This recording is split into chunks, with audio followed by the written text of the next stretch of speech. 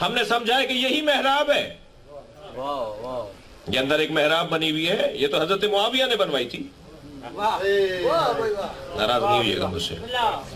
اول من بنا فی الاسلام المحراب معاویہ ابن ابی سفیان. تاریخ یہ کہتی ہے سب سے پہلے محراب حضرت معاویہ نے بنوائی. نبی کے زمانے میں محراب نہیں تھی مسجدوں میں. ایک سوال ابھر رہا ہے اس کا, میں ہرگز یہ نہیں کہنا چاہ رہا کہ اپنی محرابیں گرا دیں کیونکہ معاویہ نے بنائی ہے. میں ہرگز یہ نہیں کہنا چاہ رہا. بن گئی ہیں, اب رائج ہو گئی ہیں, پوری دنیا میں مسجدوں میں محرابیں ہیں. جی محراب کے اندر ایک چھوٹا سا دروازہ بنوایا تھا انہوں نے, انہیں اپنی جان کی فکر تھی.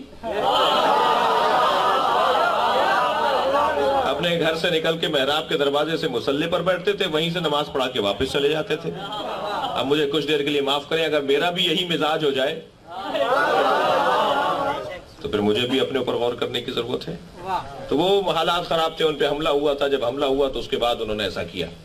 تو تاریخ تعمیرات کی تاریخ میں بہت ساری چیزیں اسلامی ثقافت کا جو حصہ ہے, اسلامی ثقافت کا جو حصہ ہے, اس میں بہت ساری چیزیں نبی کے بعد شروع ہوئی ہیں.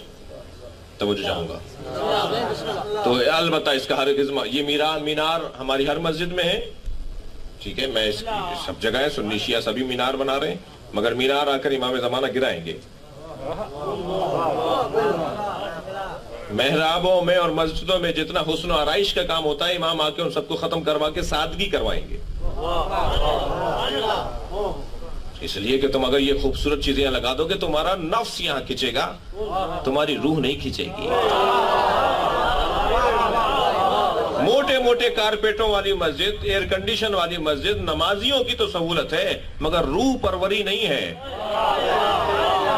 نفس پروری ہے. اور فرمائے اس زاویے سے دیکھیں ان چیزوں کو. یہ بھی ہرگز مطلب نہیں ہے کہ پھر صفائی نہ ہو, مٹی اٹی ہوئی ہو, گرد جمی ہوئی ہو, نماز پڑھنے گئے تھے کپڑے خراب کر کے آ گئے. یہ بھی مطلب نہیں ہے کہ صاحب ہم اپنی مسجد میں نماز پڑھنے اس لیے نہیں جاتے کہ اگر وہاں کارپیٹ پہ بیٹھ کے نماز پڑھیں تو پھر ساری مٹی ہمارے کپڑوں پر آ جاتی ہے, اس لیے مسجد نہیں جا رہی. یہ بھی مطلب نہیں ہے کہ گندی ہونی چاہیے. یہ بھی مطلب نہیں ہے کہ مسجد کے کونوں کے اندر جالے لگے ہوئے ہونے چاہیے, صفائی کی ضرورت نہیں ہے, سادہ ہونے چاہیے. یہ بھی ہماری مراد نہیں ہے.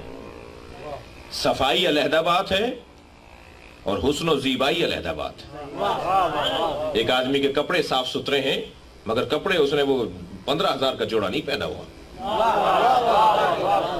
اس لیے کہ یہ چیزیں ہمارے نفس کو سکون پہنچاتی ہیں, ہماری روح کو سکون نہیں پہنچاتی. آپ لوگ ناراض تو نہیں ہیں نا؟ تو بہت ساری چیزیں ہمارے یہاں شروع ہو گئی, ہو رہی ہیں, ہونے دیجیے. لیکن عزیزان گرامی, جہاں جہاں اب آپ کیوں, آپ اس موٹی سی مثال لے لیجئے, کیوں کپڑے پر سجدہ جائز نہیں ہے؟ ہم خاک پر سجدہ کیوں کرتے ہیں؟ نبی نے تو کپڑے پر سجدہ نہیں کیا. میں اپنے جوانوں سے کہتا ہوں بڑے اطمینان کے ساتھ اپنے عزیز بھائیوں سے کہیے جا کر کہ کہیں دکھائیں کہ نبی نے کپڑے پہ سجدہ کیا. ہمارے نبی نے کپڑے پہ سجدہ نہیں کیا کبھی, ہمیشہ خاک پر سر رکھا ہے. یہ جو ہم سجدگاہ رکھتے ہیں نا, یہ کیا دلیل ہے آپ کے پاس؟ کیوں سجدگاہ رکھتے ہیں آپ؟ کارپیٹ پہ سجدہ کیوں نہیں کرتے؟ نبی نے کارپیٹ پہ سجدہ نہیں کیا, نبی نے کپڑے پہ سجدہ نہیں کیا, اس لیے جتنی مہنگی چیز پہ سجدہ کریں گے اتنے تمہارے نفس کی تربیت نہیں ہوگی. خاک پر سر رکھو گے تو نفس خوشی ہے, کپڑے پہ سر رکھو گے تو جتنا کپڑا میں, کپڑے کی اجازت دے دی تو قالین ہو جائے گا, ریشم ہو جائے گا, ہر چیز جائز ہو جائے گی. ایک صاحب مجھ سے کہنے لگے آپ شیعہ حضرات مشرک ہیں, آپ ٹکیا پر, خاک کے اوپر, مٹی کے ڈھیلے پہ سر رکھ کے نماز پڑھتے ہیں. میں نے کہا جی آپ کس پر رکھ کے پڑھتے ہیں؟ کہیں تو سر رکھتے ہوں گے نا آپ.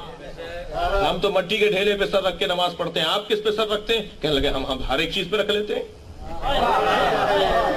تو بتائیے بڑا